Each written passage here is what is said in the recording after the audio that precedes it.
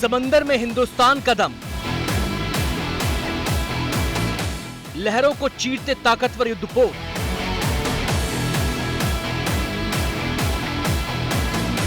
गहरे पानी में गोते लगाती पनडुब्बियां, जल से लेकर नभ तक मिसाइलों का पहरा। सूरत और फ्रिगेट उदयगिरी अब अपनी पूरी ताकत के साथ लहरों के बीच उतर चुके हैं। इन दोनों को एक साथ लॉन्च करके नौसेना ने एक बार में ही ताकत के 2 पायदान पर छलांग लगा दी है।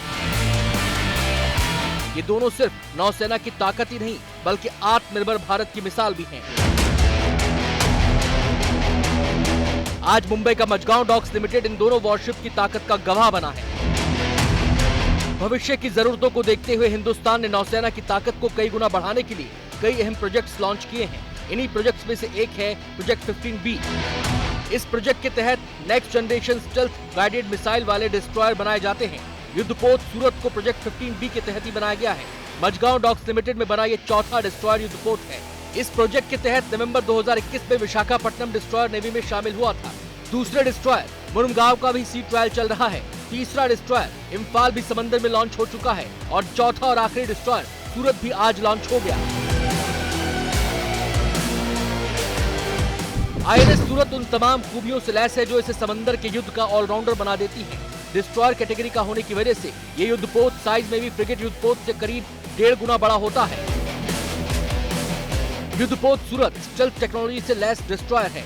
दुश्मन के रडार इसे पकड़ नहीं सकते। सूरत से गाइडेड मिसाइल लॉन्च की जा सकती है। रिवर्सिबल गैस टरबाइन टेक्नोलॉजी से ये लहरों पर बेहद फुर्तीला है। इसकी लंबाई 163 मीटर है। इसका वजन 7,400 टन है। ये युद्धपोत एंटी सबमरीन वॉरफेयर का महारथी है। एंटी शिप और एंटी एयरक्राफ्ट वॉरफेयर में इसे कोई मात नहीं दे सकता। ये हमले के साथ साथ समंदर की सरहदों की रक्षा में भी अहम रोल निभाता है। चल तकनीक की वजह से इसे एक ऐसा सुरक्षा कवच मिल जाता है जिसकी वजह से दुश्मन के युद्धपोत इसे पकड़ नहीं पाते। इस युद्धपोत में सतह से सतह पर मार करने वाली मिसाइलें मौजूद हैं। साथ ही सतह से हवा में मार करने वाली मिसाइलें इस युद्धपोत की ताकत को और बढ़ा देती हैं। तो युद्धपोत सबसे महत्वपूर्ण इसके लिए होने वाले हैं क्योंकि इनके अंदर जो इक्विपमेंट्स हैं वो 75% भारत में ही बनाए गए हैं और मेक इन इंडिया के तहत बनाए गए हैं। इनके अंदर जितने भी इक्विपमेंट्स हैं वो मॉडर्न टेक्नोलॉजी से लैस है, जिसकी वजह से दुश्मन के साथ लड़ाई करने में हमेशा भारत का पक्ष सबसे ज्यादा ऊपर रहेगा।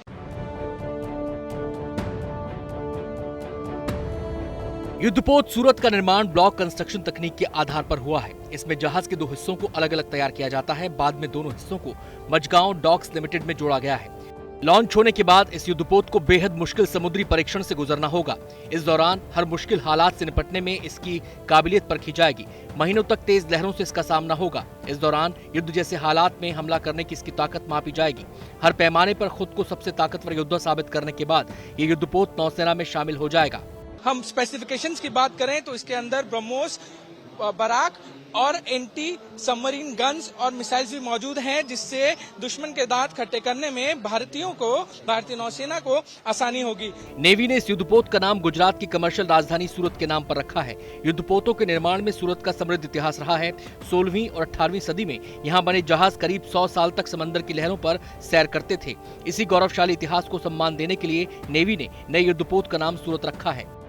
हिंदुस्तान को महफूज रखने में नौसेना बेहद अहम किरदार निभाती है। भारत 3 तरफ से समंदर से घिरा हुआ है, लिहाजा दुश्मन के हमले का खतरा भी 3 तरफ से होता है। ऐसे में नौसेना अरब सागर, हिंद महासागर और बंगाल की खाड़ी में भारत के लिए सुरक्षा घेरा तैयार करती है। अब 2 नए युद्धपोतों की मदद से नौसेना ने सुरक्षा का ऐसा चक्रव्यूह रच दिया है जिसे तोड़ना किसी भी दुश्मन के बस की बात नहीं।